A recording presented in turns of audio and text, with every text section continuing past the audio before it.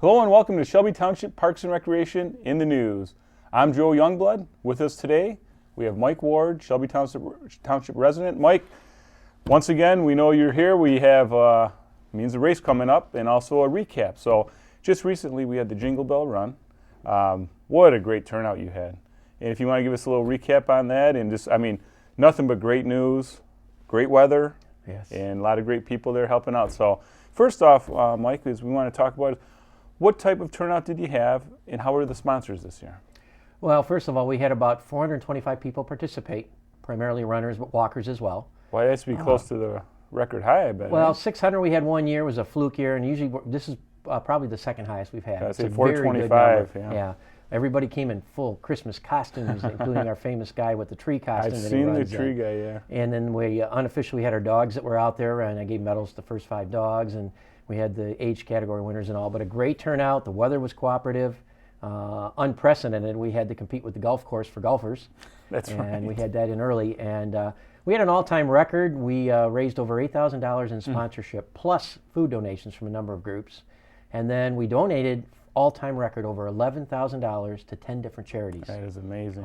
It was an amazing support year from everybody, and everybody had a great time, and it was a very successful event. Well, and I have to give you a special thank you on behalf of the Special Olympics, which is a program through Shelby Parks and Rec that we do for the Winter Olympics, Summer Olympics. We have basketball leagues all through the Olympics, baseball.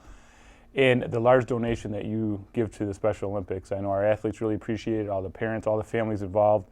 That's something that's very special to us. I know it's special to you also, so thank you very much for that donation. That's amazing. It's always nice to be able to help, and what's nice when we know that it's coming back to the community. Yes, definitely. It always feels good. And special thanks to Cherry Creek Golf Course for allowing us to crisscross it. A real big thank you to you and your staff. Tremendous support, because that's a big event. And the other one I want to single out was AEW, who do a huge job helping me manage the parking, because there are a lot of spectators that come out as well. And the combination of those three and a lot of other volunteers all help make it happen, and I couldn't do it without them. Well, people don't realize, as much as you do, like you said, there's a lot goes into it, and it's tough. You do as much as you can on your own, but having a little help doesn't hurt. Yeah, it's always helps make it successful. Wonderful. Now, Mike, we have another run coming up. I know you wanted to announce, and it's something special, something new. And you mentioned Cherry Creek and the relationship that you have with them. They're right here in our community. So why don't you go ahead and give us an announcement. What do we have going on coming up? Well, as of today, officially, it's out. We're going to be doing a run called Run the Creek, the acronym for Run Cherry Creek. April 16th, it's a Saturday night. It will be a night run, unprecedented, on the golf course. We'll have a 5K course marked out for walking and running after dark. We're also going to have a kids run of a half mile for the those that aren't as old, give them an opportunity as well.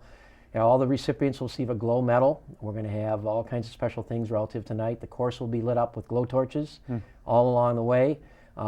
It's going to be a tremendous evening. We'll have a pizza party after and all. The proceeds are going to go primarily to Special Olympics for Macomb, and then a portion of it to Parks and Rec to help you with residents here that need a little bit of help along the way. Definitely. Well, we really appreciate that. And this sounds like just such a wonderful night. Not only with the run, but just it could be a family outing, gathering after for the pizza and hanging out inside Cherry Creek, beautiful facility. And I've never really heard much about night runs. Is this something new, or has this been going on? It's a very new concept. There's very few that we'll see around in the area at all. I first actually approached the golf course about it back in August when we were together at an awards breakfast. And Mark Hackle, who's a very good Masters runner, him and his wife, very good runners, came up to me and he said, "We don't have anything in the community that's a night run." And he said, "I'd like you to do that." He said, "If you can put something together, I'll throw my support behind it." And I'm going to hold him to that this week. He'll be hearing from me today. And he said, "It would be really cool if we could get one of the local golf courses," and I'm thinking Cherry Creek, of course, and actually hold a night run. He said, "It would be so unique." He said, "You hear about it in distant areas, but nobody's ever done it around here. See what you can put together." And he said, "I'll fully support it." And I thought, what a great venue, Cherry Creek, like you said. Beautiful facility, great golf course, a way to showcase it, plenty of parking for us, and everybody can have a lot of fun. Definitely.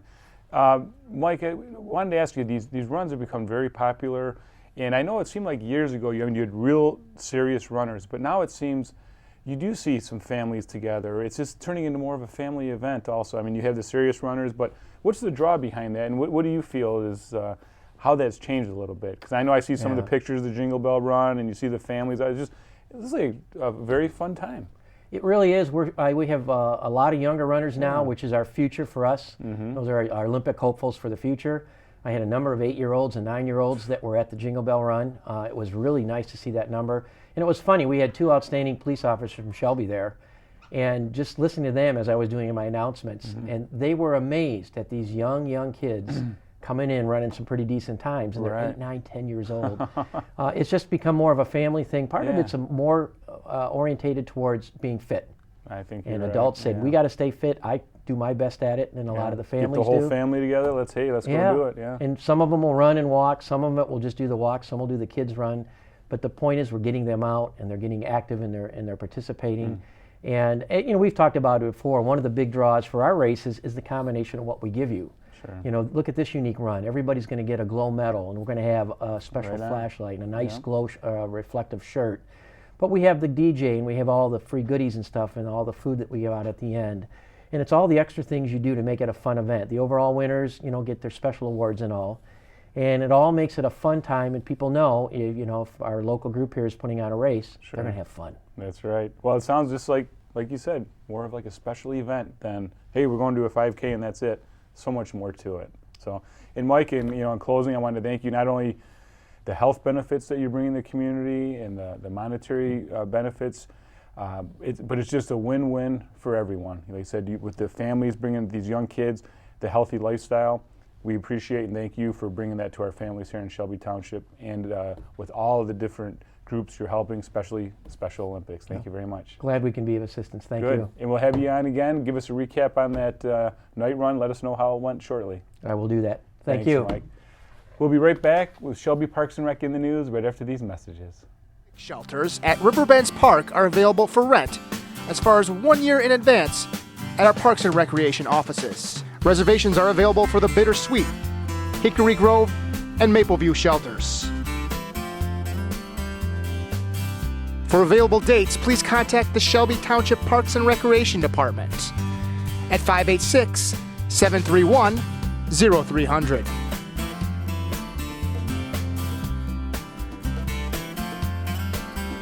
Amenities include a number of picnic tables, 8 grills scattered throughout the park, playscape and disc golf course, horseshoe pits and volleyball nets. For more information and residential and non-residential fees, please call the Shelby Township Parks and Recreation Department at 586-731-0300.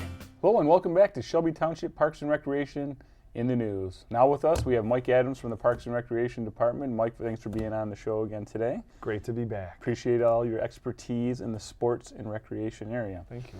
First of all, Mike, we're going to talk about coming up. We have the Macomb County Sheriff's Marine Division Boat and Personal Safety Water Course. It's hosted by Shelby Parks and Rec. And the dates are March 5th and March 12th from 9 a.m. to 1 o'clock p.m. $10 for residents, $15 non-residents. Give us a call at 731-0300 if you'd like to register for boater safety. Also coming up, we have at Cherry Creek Golf Course, as we take a look here at some of the wonderful footage, we have the Daddy-Daughter Dance. As you can see from the Daddy-Daughter Dance, Cherry Creek is a beautiful facility that hosts this. The date is Thursday, February 11th from 6 o'clock to 8:30 p.m. Special thanks to Genesis Credit Union, who is our wonderful sponsor. And it is $40 for a couple and $16 per additional daughter. As you just saw from the wonderful footage, it's a beautiful evening. I have been many times with my daughter, and I know Mike the same way with his daughter. Beautiful night, memories that will last a lifetime at beautiful Cherry Creek. Switching gears, we're in January, but even though we are in January, Mike, I was just out golfing last week, and that's the first time in January. It was 50 degrees. Not anymore, though. The next day, I was shoveling snow. So that's how it is in Michigan, but you can't complain about, if you're a golfer, I should say, Yes. being able to golf in January. With that being said, Little League Baseball is right around the corner. It's here. People are registering. Not playing yet, but they're registering. Yep. So what do we have going on? We have residents interested in registering. What's the process, Mike? Yep. Online registration started Thursday, January 14th. Okay. That's for returning players only who played in the spring-only season Little League. of Okay. 2015. Very good. Not the summer season, but the spring season. If they played, can register as of January 14th, online only. As of January 28th, they can call or come into the office to register, as well as any new players that want to play. January 28th is the date which they can come in. Okay. Any new players will have to show a birth certificate, and if they're Shelby resident, they have to show their license for proof of residency. And again, that's January 28th for Little League.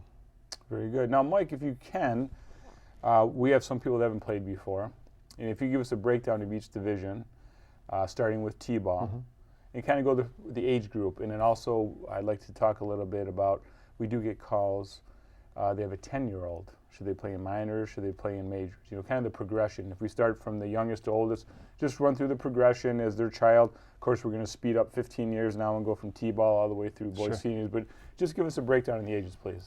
Well, obviously the first division that they should be in for at least 1 to 2 years is T-ball. Okay. Everyone's always in a rush to get their child through T-ball, and Sure. there really shouldn't be any rush. That's your base, your starting point for baseball, and it's a great league. That's for ages 4 to 6.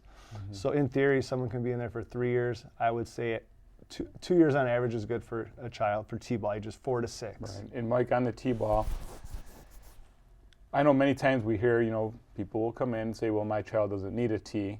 They're 4 years old, they want to go up to coach pitch because I pitch the ball in the backyard.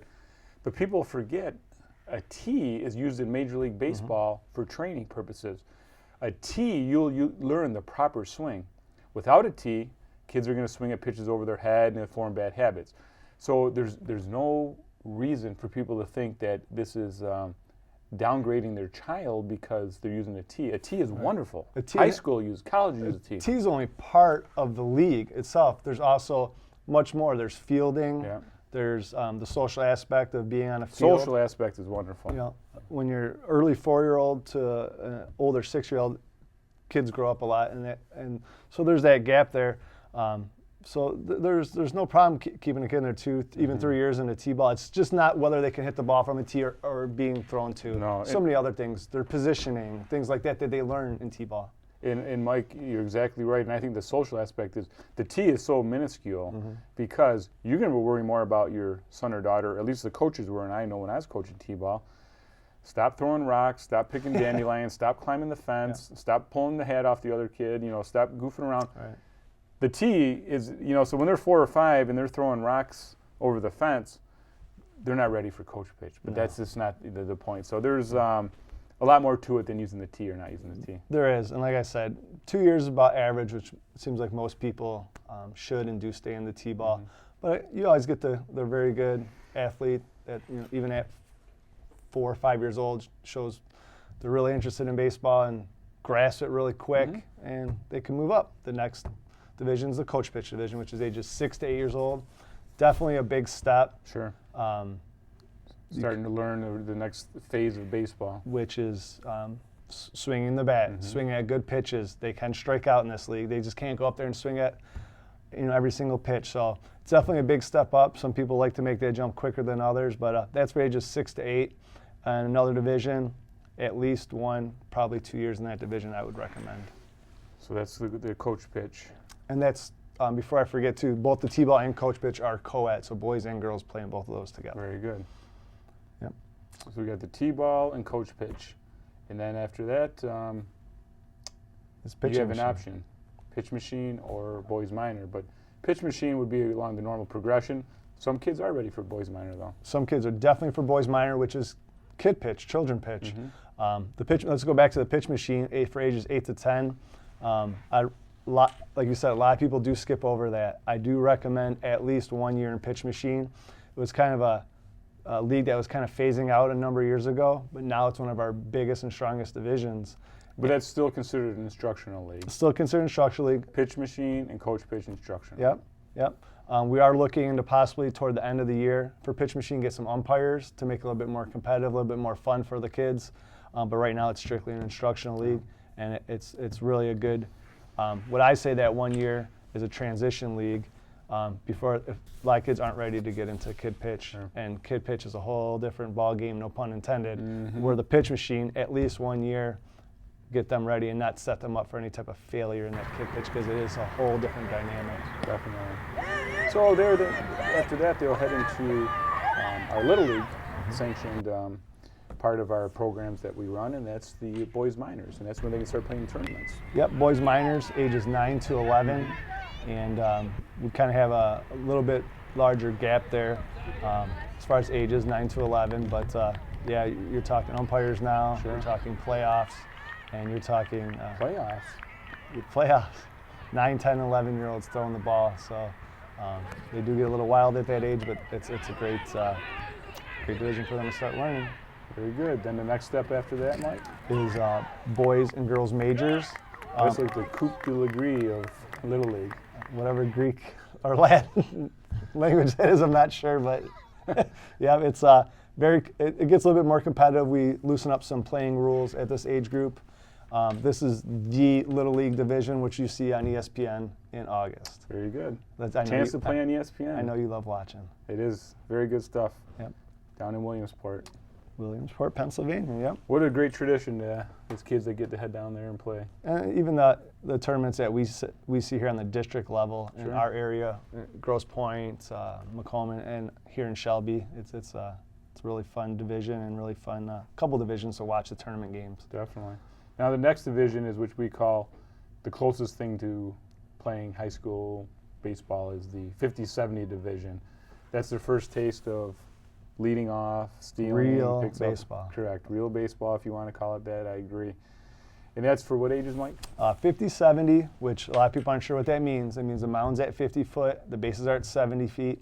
It's for ages 12 and 13. It's another great transition league. Mm-hmm. I know before we started this division, we had boys juniors, and that was 60-90, and it's kind of awkward for some of the younger kids. And Talk about a big jump. yeah, it wasn't a great transition to go from 60-foot bases Correct. to 90 foot, but you're talking 50% difference. Right. And this is actually Little League wide has been one of the fastest growing divisions and just a great division to watch. I went to a lot of games this year, and We've heard nothing but positive feedback Yeah. about this, and it's been a great league, without a doubt. I think it's, if you want to say, it's been one of the best things Little League has done in probably the last 20 years. it has. And like we said, real baseball. It's I think it's a major factor of kids not jumping the ship to go to play travel ball, because it's a lot more fun now. A lot of the rules are lifted. Yeah. Like you said, there's stealing and picking people off and things like that. Definitely. So it's a great transition league and very fun league for 12 and 13-year-olds. Very good. So now after they're finished their 50-70 league, they have the next option would be the seniors. Seniors, which is 14 to 16-year-olds, and a lot of kids. We start a little bit later, start a few weeks later than our normal season, and there's some kids that try out for high school ball that come into this league. It's a travel league. When I say travel league, we go to Macomb, and we're possibly looking at maybe going some other areas too to play games against other teams. We played against Macomb the past couple years, and it's worked out really well against the Macomb 14 to 16-year-olds, and A little cross league, interleague games. Yeah. cross league, yep. And they play at Woodall Park here in Shelby, but they'll travel to Macomb Corners, which they've had for the past 3 or 4, 5 years. Sure. On 25 Mile Road to play some games too. Wonderful. Then after that, the Macomb Township has the big league, so anyone interested here can join there and join with some Shelby buddies. Yeah, and anyone that's 17 or 18 that doesn't play school ball or whatever, we've been referring to Macomb, and they together, us and Macomb, put a team into the big league. Very good, Mike. That's a great recap that you've given us, because there's a lot of choices out there for our parents to sign their children up in different divisions. So that's great feedback. If they have any questions, they can call the office 731-0300 or email madams@shelbytwp.org. Also, please check out our Facebook page. We have different programs, events updated at the Shelby Township Parks and Recreation Facebook page. Another little point, in the parks, we do have a couple areas for sledding hills. Of course, as I mentioned, the winter has been a little slow to hit, so you can give us a call for updates on that. Every year at Macedecker Park, we have an ice skating rink, but in a few days now, it's going to be 45 degrees and raining. So we're keeping an eye on that. We need a good extended period of 8 weeks to make it a nice solid ice rink out there. So we're keeping an eye on the weather. Give us a call, or you can email us with updates on the ice skating rink if we're able to get that open this year. It's not looking great for that, but we'll see what Mother Nature has in store for us down the road. Mike Adams, sports coordinator, thanks so much for being on the show. You do a great job with the youth sports programs. We know how important that is for any community, but here in Shelby Township Parks and Rec, we really believe that improves the quality of life with the amount of youth programs that we have. So thank you very much for doing that. Thank you. Thank you to you all for watching Shelby Township Parks and Recreation in the News. Please remember, here at Shelby Parks and Rec, we create community through people, parks, and programs. Thanks for watching.